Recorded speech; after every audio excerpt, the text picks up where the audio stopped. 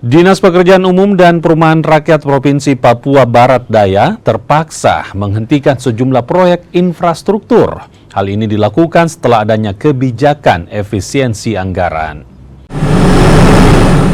Proyek pengerjaan infrastruktur yang dihentikan pengerjaannya di Papua Barat Daya akibat efisiensi anggaran diantaranya ruas jalan Kabupaten Tambrau dan ruas jalan Kabupaten Sorong Selatan.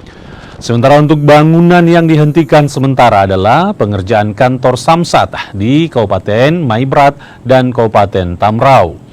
Dinas Pekerjaan Umum dan Perumahan Rakyat Provinsi Papua Barat Daya mengalami efisiensi anggaran hingga 193 miliar. Tunggu informasi dari Kepala Keuangan, apa ada solusi yang harus kita lakukan sehingga kita bisa bangun, terutama bangunan yang terkait dengan PAD, misalnya Samsat di Maibrat dan Samsat di Tambrau.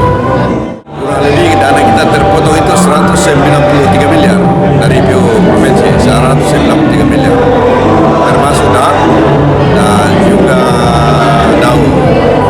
Daknya itu dak jalan dengan dak irigasi juga ada hilang.